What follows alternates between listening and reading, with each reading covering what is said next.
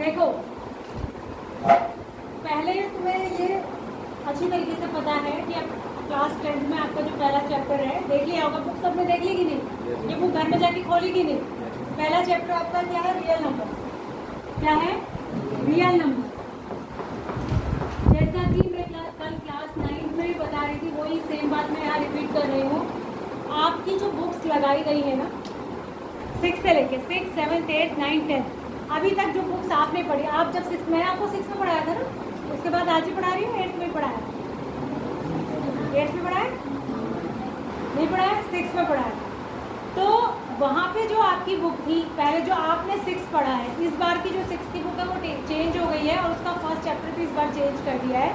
लेकिन जो आपने 6 में बुक पढ़ी थी, वो जो सिस्टम चल रहा था 6, 7, 8, 9, 10 सब में पहला चैप्टर जो है वो नंबर सिस्टम के बारे में। पहला चैप्टर क्या था? नंबर सिस्टम के बारे में ही था। ठीक है, क्लास 6 में मैं फिर पूछ रही हूँ आपसे, मैंने कल 9th क्लास से भी पूछा था, क्लास 6 में जो पहला चैप्टर था नंबर सिस्टम के बारे में, उसमें आपने कौन से नंबर्स के बारे में पढ़ा था? किसको याद?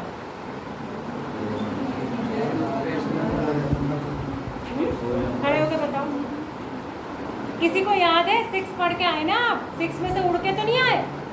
5th से सीधे उड़ के तो नहीं आए?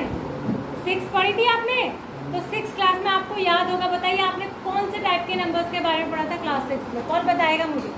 उस बच्चे को मैं मानूंगी कि हाँ ये जो है सिंसियरली पढ़ता हुआ आ रहा है। किसी को याद है? हाँ खड़ी हो जा पिंकी।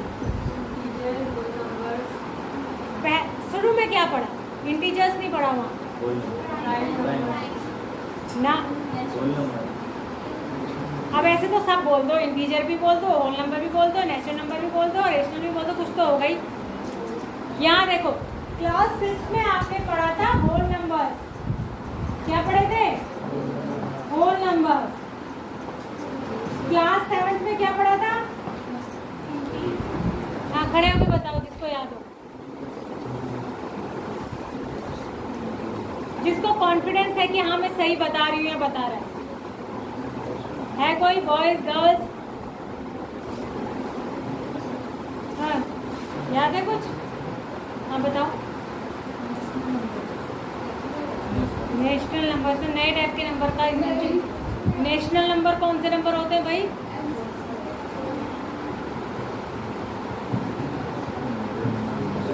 इंटीजर्स पढ़े थे। 7th में क्या पढ़े? इंटीजर्स। 8th तो अभी की बात है, 8th में क्या पढ़ा था? लास्ट टू लास्ट पढ़ा है ना 8th में। तो 8th में पढ़े थे रेशनल नंबर्स। क्या पढ़े? 9th में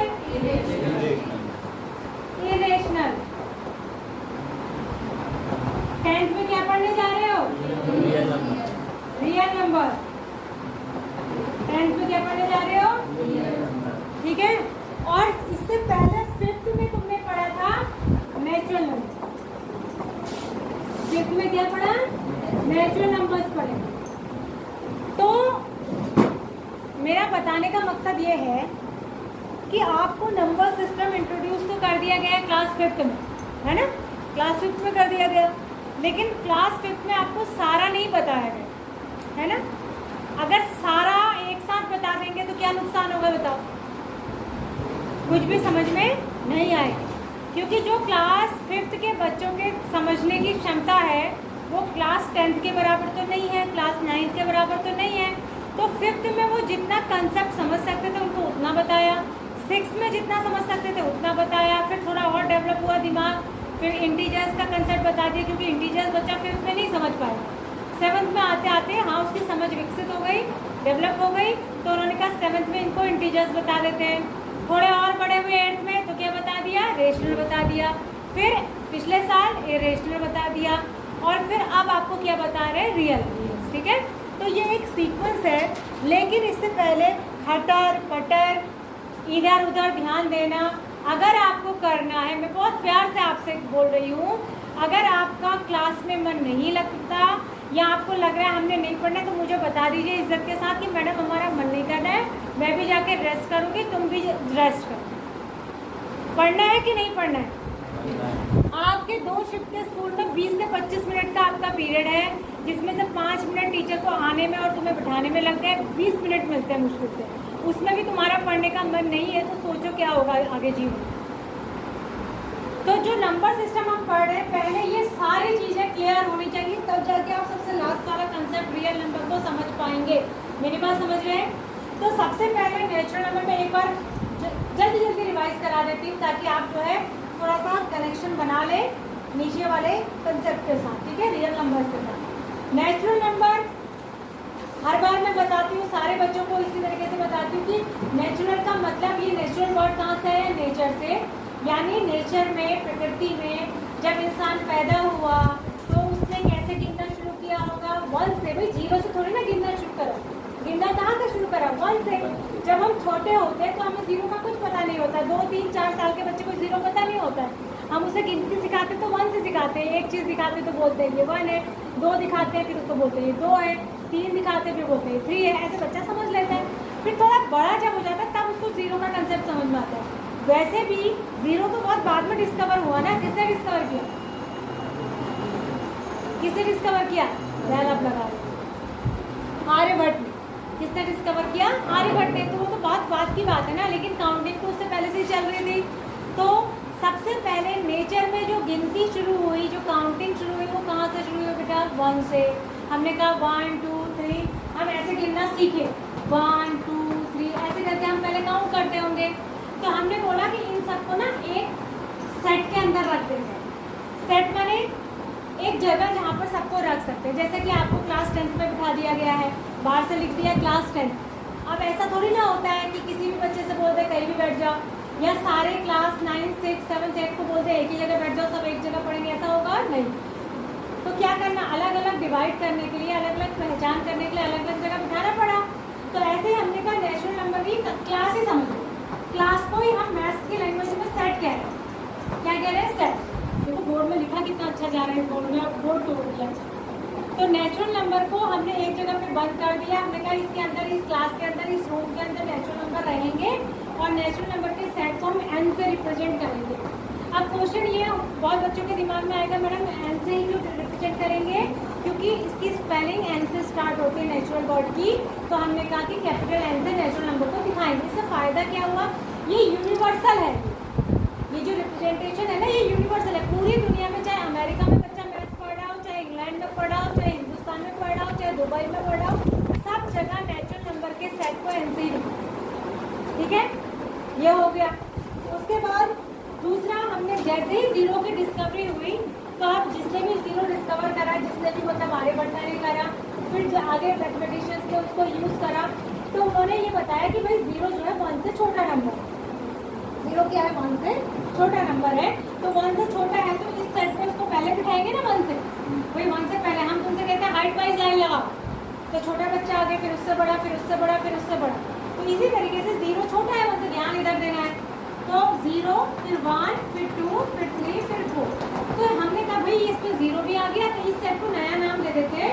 ये सेट को हम इस नई क्लास को कहते हैं होल नंबर। इनका नाम हमने क्या रखा? Whole number. अब होल नंबर से क्यों रखा? होल का मतलब क्या होता है? पूरा, कंप्लीट। होल माने पूरा या कंप्लीट। तो हमने क्यों कहा इनको होल नंबर्स? हमारे दिमाग में होल नंबर से नाम क्यों आया? हमने कहा जैसे ही 0 की डिस्कवरी हो गई, अब नंबर्स पूरे हो गए एक तरीके से।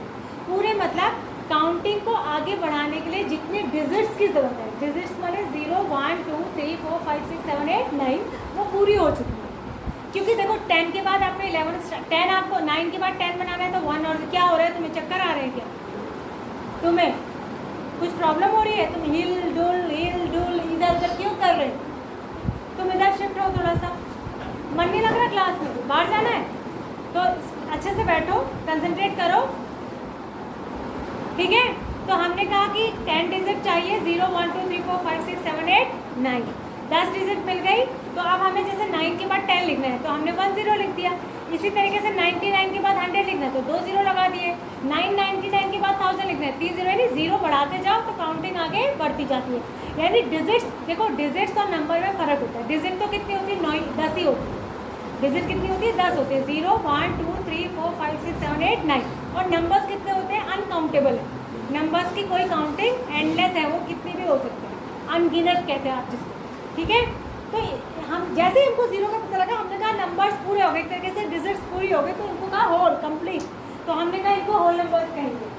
उसके बाद आया इंटीजर्स का कंसेप्ट। इंटीजर, हमने कहा इंटीजर क्या बोला है भाई, इंटीजर जब मैं पढ़ती थी ना, मैं छोटी थी, तो मुझे इंटीजर वर्ड समझ में नहीं आता था। मैं सोचती थी इंटीजर क्या है भाई, क्या है ये इंटीजर।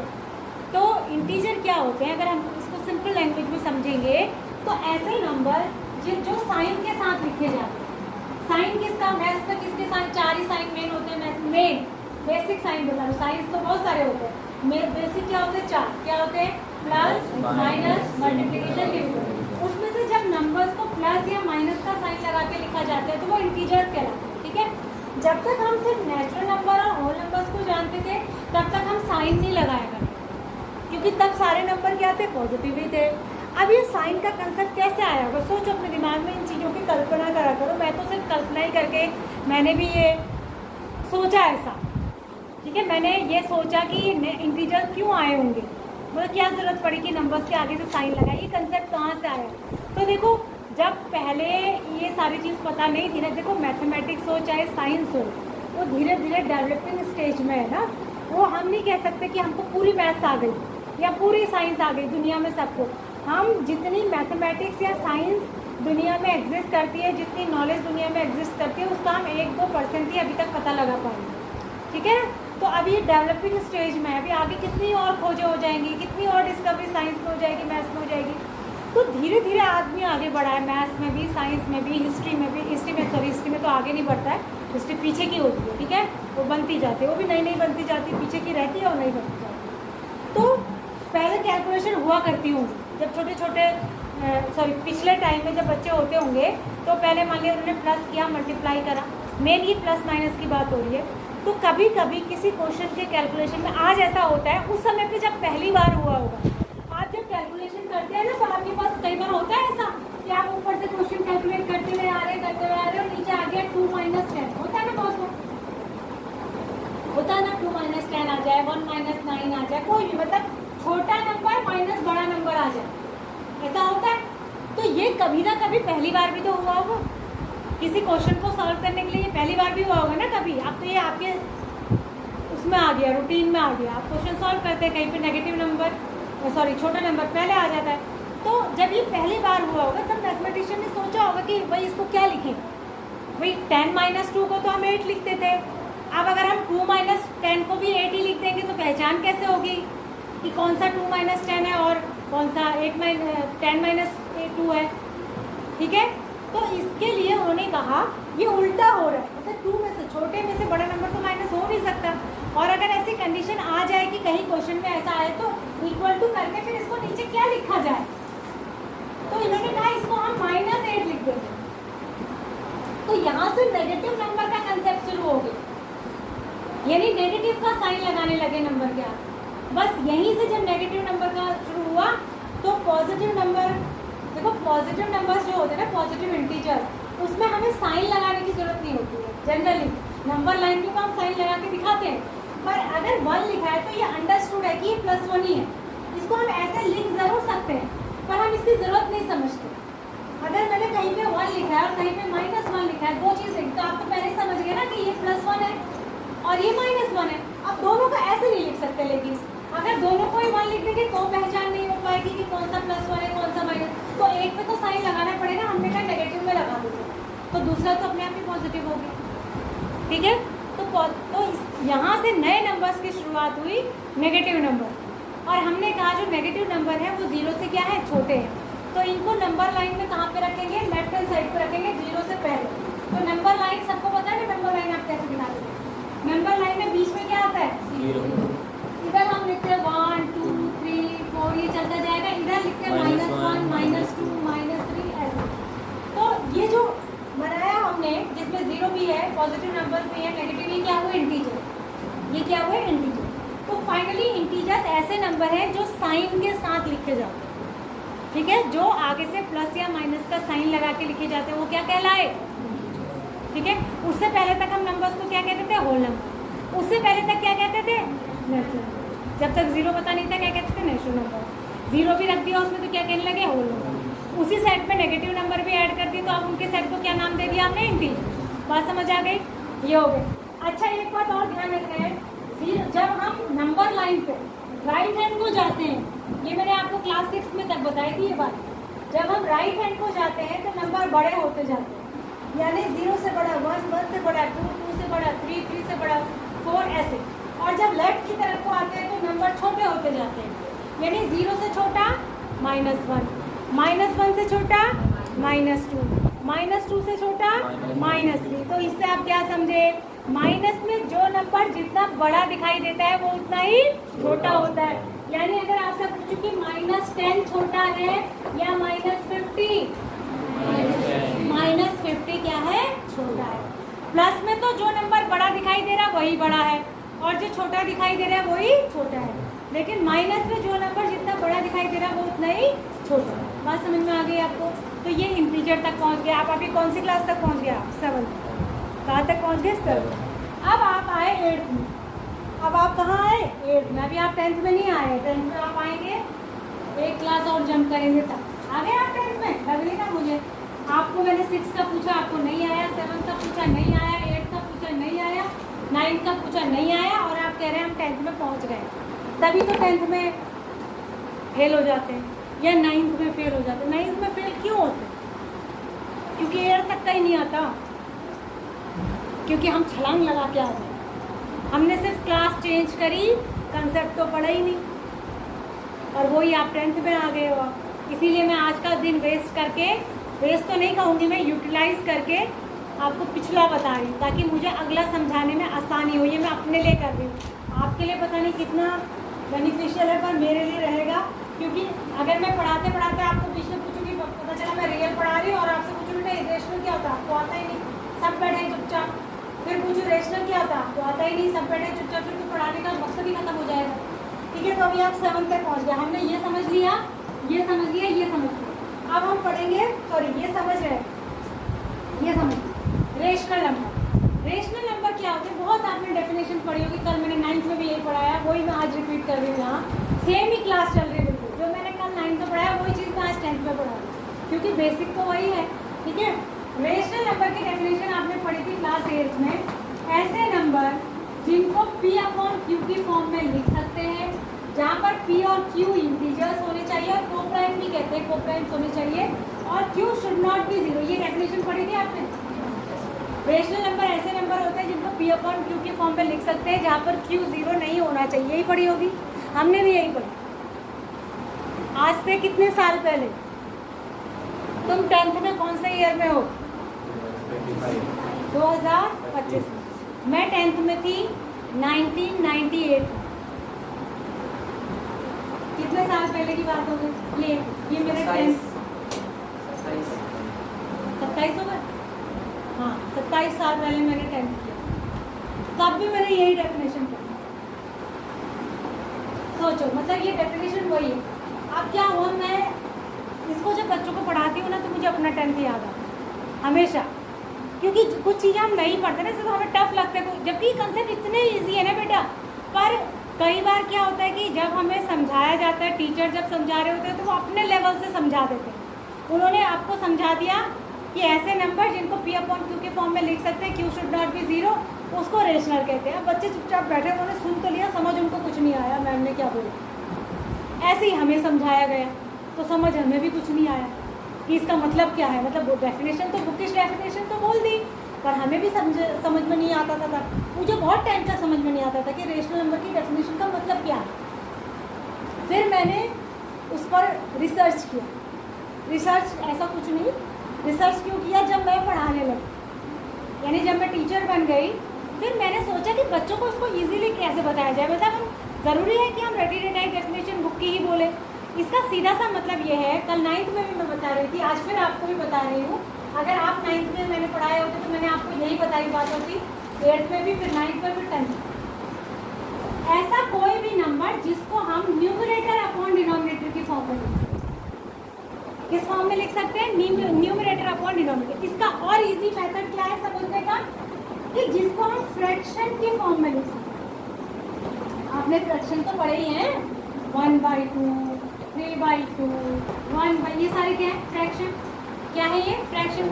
फ्रैक्शन में ऊपर वाले नंबर को क्या कहते हैं? न्यूमरेटर। नीचे वाले को क्या कहते हैं? डिनोमिनेटर। तो ऐसा कोई भी नंबर जिसको हम फ्रैक्शन की फॉर्म में लिख सकते हैं, यानी जिसमें एक न्यूमरेटर हो और एक डिनोमिनेटर हो, उसको हम रेशनल नंबर कहेंगे। जिसको इस फॉर्म में दिखा सकते हैं, रिप्रेजेंट कर सकते हैं, उसको हम क्या कहेंगे? रेशनल कहेंगे। अब Q should not be zero का क्या मतलब है? यहाँ Q और P से बिल्कुल भी मतलब नहीं है। एक बात आप समझ लीजिए, यहाँ P और Q से बिल्कुल मतलब नहीं है। ये P और Q सिर्फ दिखाने का तरीका है, ये इनकी फिक्स सीट नहीं है। ये P और Q की जगह आप A और B भी लिख सकते हैं, C और D भी लिख सकते हैं, E और F भी लिख सकते हैं, M और N भी लिख सकते हैं, Y और Z भी लिख सकते हैं, कोई भी दो ले लीजिए। तो ऐसा कोई भी नंबर जिसको न्यूमरेटर अपॉन डिनोमिनेटर की फॉर्म में लिख सकते हैं, जहाँ पर नीचे वाला नंबर यानी कि डिनोमिनेटर की जगह पर जीरो नहीं होना चाहिए, उसको हम क्या कहते हैं? रेशनल। उसको हम क्या कहते हैं? रेशनल। सीधे बैठ जाओ, एकदम सीधे, हाँ एकदम सीधे, स्ट्रेट। कौन सा पीरियड है? 4th period. इससे पहले पूरी एनर्जी लेके अभी तुम खेल के आ रहे हो। खेलने में तुम्हें ना धूप लगती है, ना प्यास लगती है, कुछ नहीं लगता। दूसरा, चलो एक आधा घंटा तुम खेल के आ गए, सुबह जब तुम आते हो घर से खा पी के ठोक बजा के, 12 बजे का स्कूल है, 12:30 बजे सेकंड शिफ्ट है, आराम से एनर्जी लेके खा पी के आते हो ना। उसके बाद खेल भी लिए, और जब आते हो तुम तो सीट पे बैठे ही रहते हो। ठीक है, अभी क्या उम्र है तुम्हारी? कितनी उम्र है? 14 या 15 होगी, किसी की 14। अभी से ऐसा हो गया तुम्हें बुड्ढों की तरह? तुम्हारी उम्र से कम 3 गुनी उम्र तो मेरी है ही, 3 गुने के आसपास तो है ही। और तुम यहाँ पे बैठे हुए, टीचर्स तुम्हें सुबह से खड़े होकर क्लास ले रहा है बोर्ड। तो तुम्हारे अंदर ज़्यादा एनर्जी होनी चाहिए एज के हिसाब से। भी तुम बच्चे हो, बच्चे तो इतने फुर्तीले होते हैं, तुम्हें नींद आई जा रही है, तुमसे बैठा नहीं जा रहा। सोचो, तुम खुद अपने बारे में सोचो बेटा, क्या हाल होगा तुम्हारा आज से हमारी एज तक आते आते? तुम तो फिर हो गई नहीं, बिस्तर से ही नहीं हो। ठीक है, ये बात समझ में आ गई? अच्छा, Q should not be zero का मतलब क्या हुआ? ऐसा हमने क्यों बोला कि Q की जगह जीरो नहीं होना चाहिए, डिनोमिनेटर में जीरो नहीं होना चाहिए? क्यों? क्योंकि जैसे अगर मैंने लिखा है ना, ये नीचे जीरो होना अभी तक अनडिफाइंड है। अनडिफाइंड माने मैथमेटिशियन ने अभी इसका पता नहीं लगा पाया, इसको एक्सप्लेन नहीं कर पाए कि इसको कहेंगे क्या, इसको क्या बोलते हैं, इसको क्या लिखा जाएगा इक्वल टू करके, इसको क्या कहेंगे, ये नहीं पता है किसी को। इसीलिए इसको बोलते हैं अनडिफाइंड। अगर नीचे जीरो आ जाए कहीं पर डिनोमिनेटर में, तो इसको क्या बोलते हैं? अनडिफाइंड। क्या बोलते हैं? अनडिफाइंड, मतलब जिसकी अभी डेफिनेशन नहीं है। तो इसीलिए बोलते हैं कि जब हम फ्रैक्शन में किसी नंबर को लिखते हैं तो नीचे जीरो नहीं होना चाहिए, क्योंकि अगर नीचे जीरो हो जाएगा तो हम नहीं बता पाएंगे कि उसको हम क्या कहें, वो रेशनल है कि इरेशनल है कि कुछ और है, भूत है, प्रेत है, कुछ नहीं बता पाएंगे। उसको कहते क्या है, किसी को पता ही नहीं, इसलिए बोलते हैं। समझ में आ गया रेशनल किसको कहते हैं? अच्छा, अब हम पहचानेंगे कैसे? हमने कहा ट्राई करके देखते हैं। हमारे पास अभी तक हम कहाँ तक पहुँचे? इंटीजर्स तक पहुँचे। पहले आप नेचुरल नंबर को देख लीजिए। 1 को आप 1/1 लिख सकते हैं कि नहीं? देखो, ये 2 शर्तें पूरी होनी चाहिए रेशनल नंबर होने के लिए। पहली शर्त कि उसको इस फॉर्म में लिख पाएंगे, तो हम लिख ही पा रहे हैं 1 को, लिख पा रहे हैं ना। दूसरी शर्त क्या है कि Q डिनोमिनेटर जीरो नहीं है क्या? जीरो नहीं है, तो 1 रेशनल हुआ कि नहीं हुआ? हुआ। 2 को भी तो 2/1 लिख ही सकते हैं, दोनों शर्तों को पूरा कर रहा है। P/Q भी हो गया और Q जीरो नहीं भी है। फिर 3 को 3/1, 4 को 4/1, 5 को 5/1, 100 को 100/1, 1000 को 1000/1। तो दोनों शर्तें पूरी हो रही है, ठीक हो गया। यानी कि सारे नेचुरल नंबर रेशनल हुए कि नहीं हुए? जोर से बोलिए। अच्छा, अब आ जाइए जीरो पे। होल नंबर में एक जीरो जो एक्स्ट्रा होता है, जीरो को 0/1 लिख सकते हैं कि नहीं लिख सकते? लिख सकते हैं। दोनों ही इंटीजर्स हैं और नीचे जीरो है क्या? नहीं। ऊपर जीरो हो सकता है, ऊपर के लिए कुछ नहीं कहा गया, ये बोला है कि नीचे जीरो नहीं होना चाहिए, तो ये भी शर्तें पूरी कर रहे हैं दोनों, तो ये भी क्या है? रेशनल। अब आ जाइए माइनस वाले नंबर्स पे, नेगेटिव इंटीजर्स पे। -1 को भी तो -1/1 लिख सकते हैं, -2 को भी तो -2/1 लिख सकते हैं, तो ये भी दोनों शर्तें पूरा कर रहे हैं। P/Q भी हो गया और नीचे जीरो भी नहीं है, तो यानी सारे नेगेटिव इंटीजर्स भी क्या होते हैं? रेशनल। यानी सारे इंटीजर्स रेशनल होते हैं कि नहीं होते? होते हैं। ठीक है, उसके बाद आपने पढ़ा था क्लास 9th में इरेशनल नंबर। कोई मुझे समझा देगा, जस्ट पास करके आए हो और उसका क्वेश्चन भी तुम्हारा आया था 9th क्लास में एग्जाम में। बताइए कौन मुझे समझाएगा इरेशनल किसको कहते हैं? कौन मुझे अच्छे से एक्सप्लेन कर देगा? इस क्लास का टॉपर बच्चा बताओ जो 9th में जिसका हाईएस्ट है, खड़े हो जाओ। Who is the highest scorer in class 9? बैठ जाती हूँ मैं, बताइए क्लास 9th का हाईएस्ट स्कोरर कौन है? अरे खड़े हो जाओ, इतना डर क्यों रहे? खड़ी हो जाओ, तुम वो खड़ी हो जाओ। नाम क्या है? यशमिता। हाँ बेटा, किसको कहते हैं इरेशनल नंबर? बिल्कुल इजी डेफिनेशन बताओ। जिनको p अपॉन q को कॉमन निकाला जा सकता है या फिर जिनका डिनोमिनेटर 0 होता है।